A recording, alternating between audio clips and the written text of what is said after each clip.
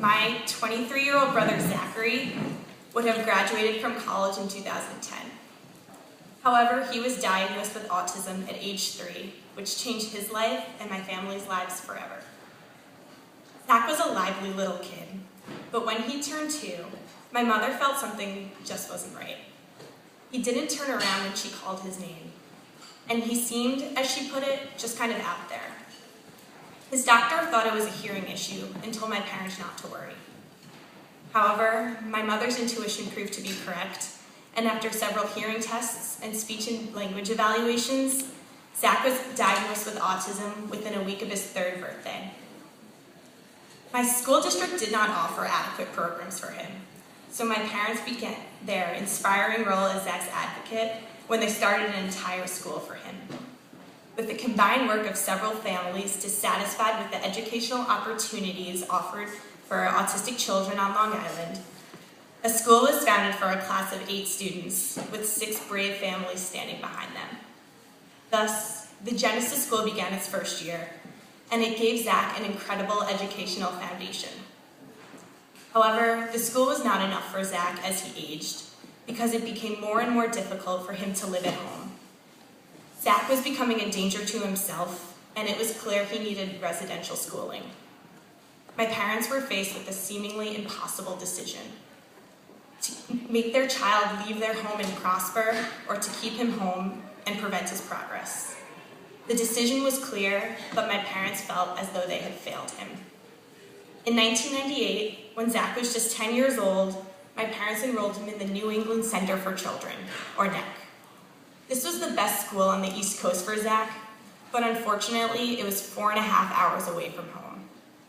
The bravery shown by my then 10-year-old brother and the love and devotion shown by my parents upon sending him to NEC is still one of the most inspiring things I have ever seen. Zach spent an amazing 7 years at NEC, with visits from his family every 3 weeks. But in 2004, my parents and several other families involved in the Genesis School boldly decided that their kids should be home with their loved ones. They should be where they belong. With the unwavering support from friends and relatives at an auction just like this group of families was able to raise enough money to buy a house on Long Island for Zach and 5 other autistic young adults. After 7 long years away from home, Zach is back on Long Island, living about 10 minutes away from his mom. And he will live there with the constant help from his support staff for the rest of his life. This is a security and a blessing for which my family will be forever grateful. Now, Zach is a bubbly 23-year-old who comes home twice a week for dinner, goes to the gym with my dad, loves 3D movies, Greek food, and ice cream, and is now muddling his way through piano lessons just like the rest of us did. Growing up with an autistic brother has had its difficulties. Perhaps I missed a few too many big Thanksgiving dinners to have smaller dinners with my brother. Perhaps I skipped a few too many middle school track meets or a few too many slumber parties. Perhaps I had to grow up a bit faster than I would have with a different brother. But the most heartbreaking thing I can remember was the fear I saw from others. When my parents were signing the contract to buy Zach's new house on Long Island, we received an unexpected request to appear at a town hall meeting. Apparently, some of Zach's soon-to-be neighbors were vehemently opposed to Zach living in his new home. They were willing to, and did, stand up in front of their entire community to try to deny my brother the right to live in his own hometown. These were the parents of my classmates, old and young alike, joining together in a show of fear and lack of understanding. Sitting in that town hall meeting as a 12-year-old, I witnessed a display of neighbors turning their backs on one of their own. Oh, it led me to the terrible realization that not everybody will accept Zach for who he is.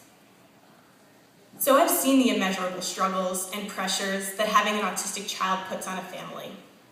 But I've also seen an even greater force of love rise out of that struggle.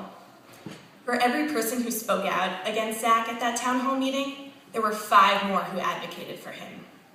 My parents, my relatives, family, friends, even strangers stood up for Zach that night.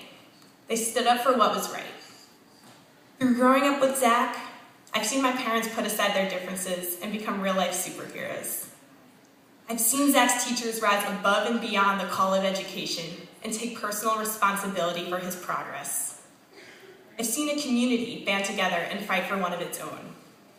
Zachary has always brought out the best in the people he loves, a trait I have always been amazed by, and quite frankly, very envious of.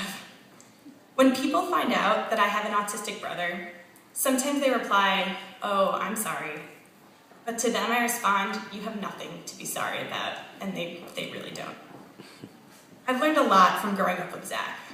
Of course, I've learned the more obvious lessons, like the importance of compassion, patience, and everlasting unconditional love. But the most important thing my brother has taught me is to be proud of who you are and what you have accomplished. In May 2009, Zach graduated from high school. I use that term loosely because what he really did was age out of his K-12 funding and move on to the adult education funding we are so lucky to have in New York State. But if you had been in our house during the month leading up to the event, you would have thought he was being crowned the King of England. At literally every opportunity he had, Zach would kindly remind us about how many days there were until the graduation, and who was going to be there, and most importantly to him, what was on the menu for the reception. He was proud of his work, his effort, and his accomplishment of graduating from high school, and wanted everyone to know about it. He was proud to walk down the gymnasium aisle in a shiny blue cap and gown, just like everybody else. Being a Dartmouth student, I've been taught to downplay my achievements and celebrate my victories alone. However, Zach has instilled in me the ability to take pride in what I have done. I think we should all take a lesson from my brother. We need to step back and be thankful for what we have, be proud of who we are, and never forget about the people who have led you down the path you take today. Thank you so much for supporting our Benefit for Autism Speaks. This wonderful organization has done so much for my family and millions of others. Foundations like this let my family and I sleep so much easier at night, knowing that we are not alone in our fight and not just dependent upon the help from our friends and family. At some point, my family and I may not be here for Zach, so it is a comfort and such a security to know that the people from Autism Speaks, with them there, he'll never be alone. Thank you very much. I hope you have a great night.